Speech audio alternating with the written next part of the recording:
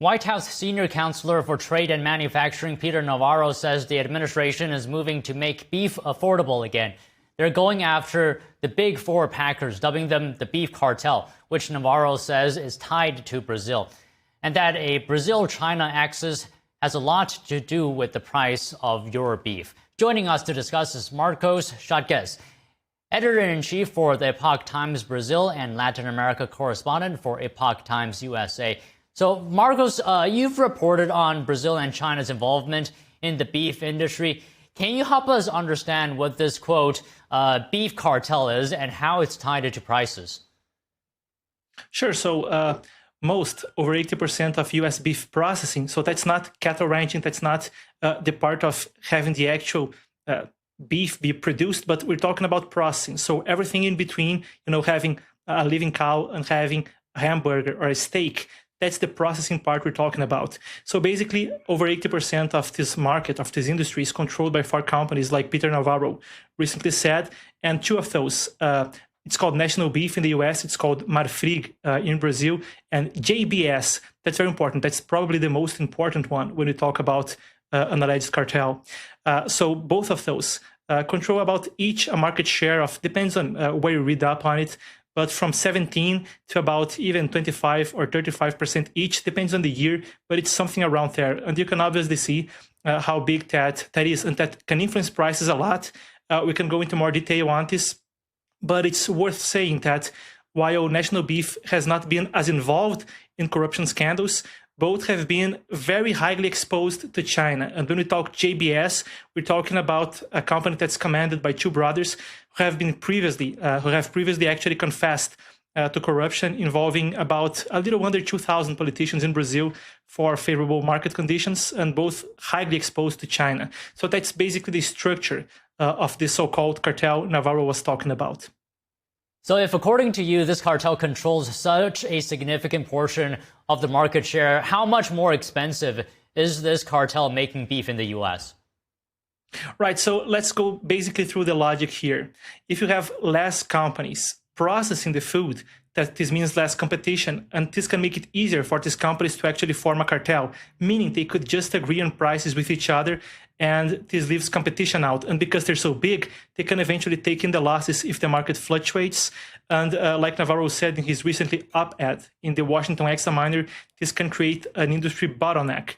And also, of course, when we talk about such a huge market as producing beef and processing beef, we're of course also talking about the risk there for corruption. Anywhere you have a cartel like the OPEC, which deals with oil internationally, and is essentially a cartel, you're talking about a group of countries that can agree on prices. They can basically use that as leverage geopolitically. Now think about that when we're talking food, right? And that implicates not only markets, but also food security. So basically, how does that make, and how much does it make, how much more expensive does that make beef in your dinner table? It's hard to tell precisely a number, but what we can say is that under this umbrella, you can clearly see how this can create conditions for a small group of companies to essentially tell prices to ranchers and to retailers. So you bring up food security, and the Trump administration considers that an issue of national security. So, and earlier you also mentioned ties to China. So putting that together, right, what does this level of foreign control and influence over American beef mean for national security in the U.S.? Right, so this is where Navarro's take gets really interesting when we talk about foreign policy and national security, because this is not an issue that only affects the domestic market. It's not only about ranchers getting a fair price when they try to process their beef. This is also a broader issue, because you're talking about, when you talk about Brazil specifically, or Brazilian companies that deal with foreign markets and export to China.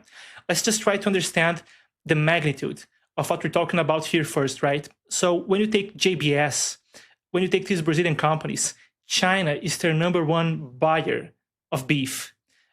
China imports a huge quantity of their beef. We're talking percentages in the double digits from Brazil, and JBS basically controls a very large part of those efforts.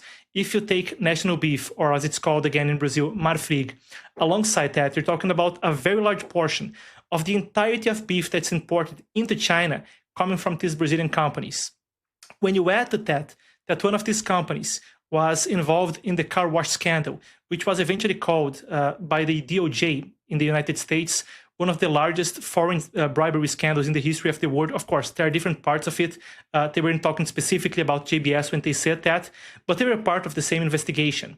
So you're talking about these companies which determine a large part of the price of meat in the United States, having this huge exposure to China. And one of these companies has previously been part of major corruption scandals, including bribes to about 2,000 elected officials in Brazil. So you see the potential for this to be involved in racketeering, for this to be involved in market manipulation, and for China to be able to also have leverage there. Add to that while we can't jump to conclusions here, we can't make vague accusations. But what we can say is that Joesley Batista, the head of JBS, it's controlled by two brothers, Wesley Batista and Joesley Batista.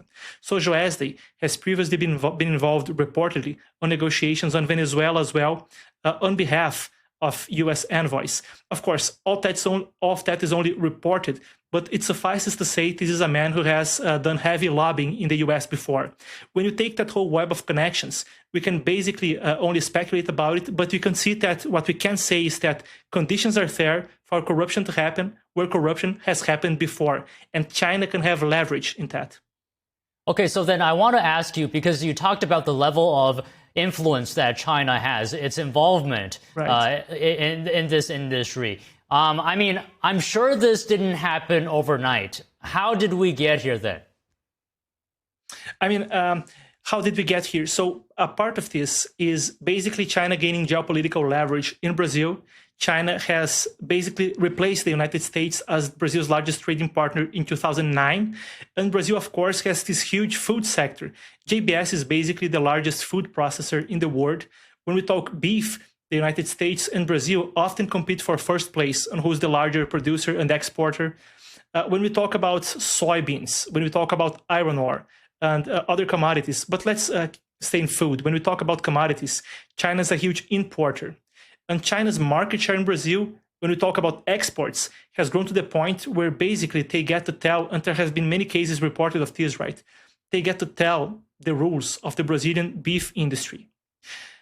As leverage rises, and as we see JBS taking a large market share, this exposure starts to grow on. We can talk also about the scenario where, like I said, JBS has, and they confessed, this was a confession by JBS head Joesley Batista.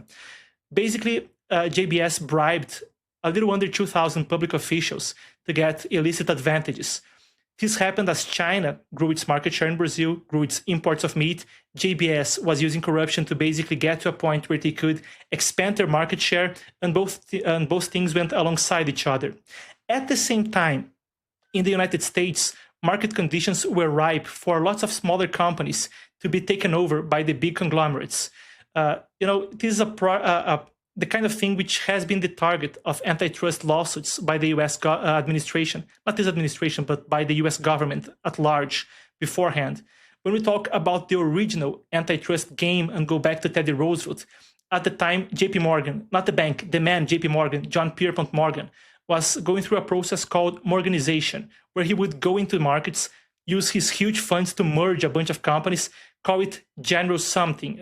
So General Electric was basically a takeover of Edison Electric by JP Morgan, and then merging it with all the other small companies, right? So this is a violation of antitrust law in the United States from many angles. It could be, depends on the scenario. But basically, JBS, National Beef, and not only the Brazil companies, but Cargill and the other ones involved in these allegations, saw the opportunity to basically pull this off, go in with thin margins, but large purchasing power, and take over those markets.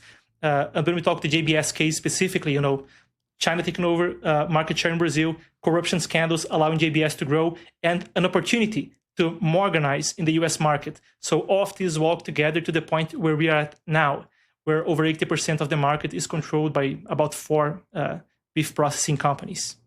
Okay, great explanation. Just real quick, one final thing. What are the steps that the U.S. can do to be rock solid on its food security and its beef industry?